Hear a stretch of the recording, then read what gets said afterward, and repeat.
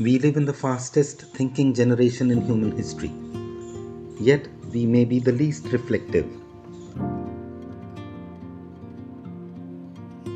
We consume more information in a single day than our ancestors did in a year. Podcasts at 1.5x speed, reels in 30 seconds, videos shouting for attention. But here's the uncomfortable question. Are we actually learning or just being stimulated? Today, I want to slow things down. This video is called Reading and Philosophizing because sometimes the only way to understand your life is to reduce the noise and return to stillness. For most of human history, there was no content, no screens, no endless voices talking at us. Knowledge moved slowly through stories, memory, silence, repetition. And so ancient humans learnt by sitting with elders, observing nature, reflecting after the hunt, thinking before acting. This wasn't inefficiency. This was cognitive depth.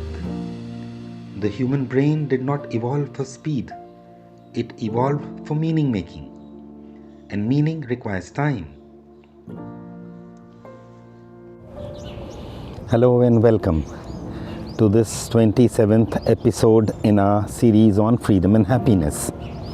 You see, we have taken a very long journey over the last 26 episodes, and the title for this particular episode is actually Reading and Philosophizing. This actually makes a lot of sense for us to try and understand how exactly we came to the stage that we came today. And the kind of difference which modern humans have compared to the earlier species, those fine skills of deep nuanced communication enabled us human beings to communicate with each other and pool our efforts in such a manner that it really propelled us to a huge extent compared to the other species, and that is why today on planet Earth human beings are the dominant species. Our sophisticated means of communication actually enabled us to communicate a common or a shared goal in very large groups, which is what nation states are today. But today, when we see the kind of huge information overload which is happening in the lives of modern humans, I guess we are consuming information and content at a rate which is simply unprecedented. Probably the amount of information we are consuming these days would be more than what our ancestors consumed in a year. The thing is, so much information which is seeping into our brain, is our brain actually capable of assimilating, storing, archiving and making any sense of this huge amount of content which are consuming these days? Is it that this vast amount of information which is seeping into our brain just making us skim the surface, or are we even reflective about what we are consuming? In one of the books I recently read by Nicholas Carr, The Shallows, it talked about the development of the first parchments of paper on which we started to write. And it so happened that during archival expeditions which people have carried across continents, in Egypt there have been scrolls written on papyrus which are almost 3000 years old, and they contain very detailed description of what the civilization was like at that particular point of time. There are records of transactions, there are records of land and how the land was divided, and there were transactions of the whole kingdoms and how they were operating and stuff like that. It's really fascinating. And so as we started to archive and store information which we had to be shared with our peers and with the subsequent generation. We slowly came to a stage where the Chinese started to make rice paper, and this technology permeated Europe as well. However, the printing technologies were yet to get evolved, and so people were just handwriting this kind of stuff on the papyrus or the paper rolls, or that present day paper or the media, which you can say, on which this content was being written. So let's discuss this amazing invention by Johannes Gutenberg, who was born in Mainz in Germany around the 1400s and had to move out of his hometown, Strasbourg, I think. And he started to pick up the threads of work and apprenticeship, and would eventually go on to become a huge innovator, thereby producing the first printing press.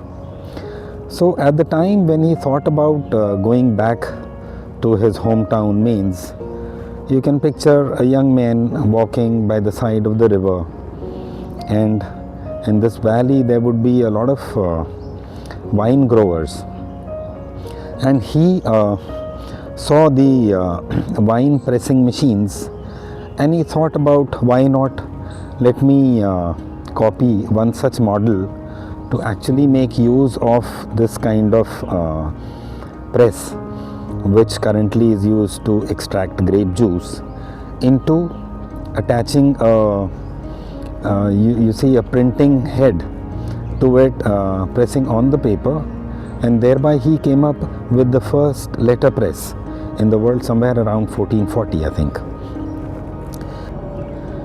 Over time, Gutenberg kept perfecting this machine of his and got his first order of the Bible. 2,200 pieces of the Bible were to be published, which were published successfully over a period of almost 2 years, I think. And this is how the gospel spread. Though of course, later on this business was not successful. People hardly picked up these Bibles to read. It was essentially an effort by the church to set the ball in motion, to make sure the preachings of Christ the Lord reached out to as many people as possible. Well, Gutenberg went bust, but then this printing technology that he had invented stayed and went on to really revolutionize Europe at a time where the spread of knowledge became very fast, and thereby this resulted in the subsequent two industrial revolution, which saw Europe really go on to become a dominant power at the global stage, setting up the stage for globalization, as we all know, accompanied with colonization of all the other colonies, including India. So, here's the trap of modern learning. Fast content creates familiarity, emotional resonance, the feeling of understanding. But feeling informed is not the same as being transformed. Short attention spans don't come from lack of intelligence. They come from overexposure without digestion. Reading slows cognition just enough for ideas to settle, connect, and reorganize your worldview. That's learning.